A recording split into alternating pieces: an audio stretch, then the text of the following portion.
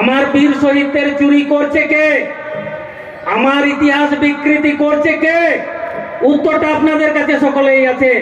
এক সুরে বলুন তো, কারা চুরি করছে এটা?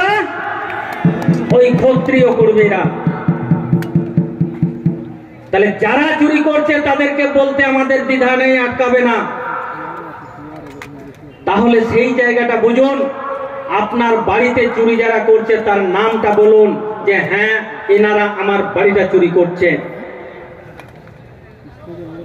আজকে লাগাতার ভাবে যদি আমরা দেখি রাজ্যের বিভিন্ন জেলা, বিশেষ করে পূর্ব প্রান্তের যে জেলাগুলো রয়েছে,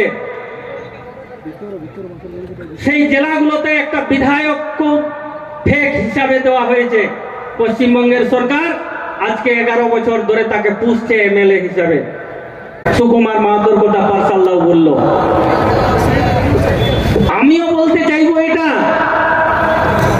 আমরা বেশ কয়েক মাস আগে ওই সন্দেশখালীতে আমরা একটা প্রোগ্রাম রেখেছিলাম এবং সুকুমার মাহাতোর নামে সেদিন আমি ওখানেই বলেছিলাম যে তুমি এসে বসো, ভূমিজ প্রমাণ করো কোথায় বসবে, তোমার বাড়িতে তোমার এলাকায় কোথায় বসবে, ভূমিজ প্রমাণ করার জন্য বসো। আজও 2025 শেষ হতে যাচ্ছে, সুকুমার মাহাতো কিন্তু সেই চ্যালেঞ্জটা কিন্তু গ্রহণ করেনি, গ্রহণ করতে পারবে না। সুকুমার মাহাতো জোরে কোনোদিনও বলতে পারছে, সংবাদ বা মিডিয়াতে বলতে পারছে যে আমি ভূমিজ জাতির এমএলএ, বলতে পারছে? দেখেছেন আজকে 14 বছর রয়েছেন উনি। ওখানকার স্থানীয় ভূমিজ, মুন্ডা, ওরাং বসবাস করে সন্দেশখালীর প্রকৃত আদিবাসী। তাদের যে রাজনৈতিক অধিকার সেটা সুকুমার মাহাতো দাপটে কেড়ে নেওয়া হয়েছে। সুকুমার মাহাতোর যে সমস্ত গুন্ডা বাহিনী আছে তাদের দাপটে প্রকৃত আদিবাসীরা পড়ে পড়ে সেখানকার মার খাচ্ছে।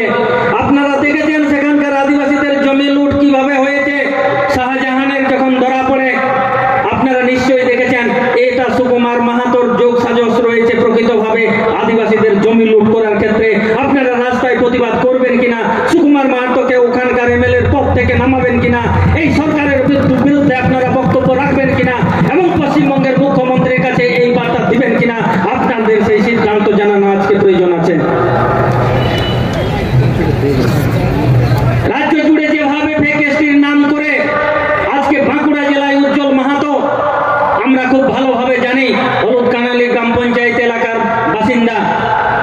তার একটা খাতড়া সাব ডিভিশন থেকে নেওয়া হয়েছে, কুর্মী সম্প্রদায়ের জাতি উল্লেখ করে ওবিসি সার্টিফিকেট নিয়েছে। সেই উজ্জ্বল মাহাতো আজকে কুলটিতে, পশ্চিম বর্ধমানের কুলটি থেকে আজকে ভূমি সার্টিফিকেট বার করেছেন এবং পশ্চিমবঙ্গের টিচার নিয়োগ যে সংস্থা এসএসসি, সেখানেও তিনি লিস্ট এর তার নাম আছে এসটি হিসেবে। আদিবাসীদের অধিকার কেড়ে নেওয়া হচ্ছে কিনা? আজকে এই বাঁকুড়াতে যারা মেডিকেলের ছাত্রী যিনি ছিলেন জুহি কোলে, দেখেছেন একটা প্রকৃত আদিবাসীর সিট সেখানে দখল করেছে। আমরা বঞ্চিত হয়েছে, আমাদের সম্প্রদায় বঞ্চিত হয়েছে। আজকে আমাদের পরমব্রত রায় ডায়মন্ড হারবারের একটা প্রকৃত আদিবাসীর সিট সেটা দখল করে নিয়েছিল এবং তার সার্টিফিকেট বাতিল হয়েছে এবং সেটা কেস চলছে। পশ্চিম মেদিনীপুরের মেডিকেল কলেজ থেকে শরণ্য মণ্ডল, সেই ভূমির জাত চোর।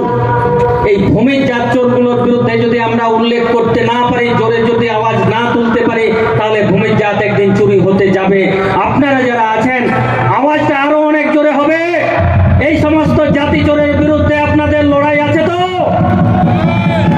এবং আগামী দিনে আপনার এলাকায় আপনার কোন রাজনৈতিক দাদা যদি প্রবেশ করে, এই প্রশ্নটা তার কাছে রাখবেন যে ভূমির জাত চুরিটা আগে বন্ধ করুন, তারপর ভোট মাগতে আসুন। এই আওয়াজটা রাখবেন তো আপনারা গ্রামে? এই আওয়াজটা আপনারা গ্রামে রাখুন। আগে ফেক এসটি সার্টিফিকেটের বন্ধের বার্তাটা এখানে লিখিত আকারে দিয়ে যান, কবে বন্ধ করবেন, তারপরে ভোটের প্রচারটা করবেন। এইটা আপনারা যদি প্রতিবাদ না করতে পারেন, 2026-এর আগে এই শেষ সুযোগটা আপনারা কাজে লাগান। জাত চোরদের জাতি চুরিটা আপনারা বন্ধ করুন। আর এটা গ্রাম থেকেই আপনারাই করতে পারবেন। আপনারাই মা, মাসি, কাকা, জেঠা, দাদা, ভাইয়েরাই সম্মিলিত প্রতিবাদ যদি করেন, তবেই রাজনৈতিক দালালিটা বন্ধ হবে এবং এই যে রাজনৈতিক দালালির মদতে জাত চোর, সেই জাত চোরটাও বন্ধ করতে পারবেন, নচেত কিন্তু বন্ধ করতে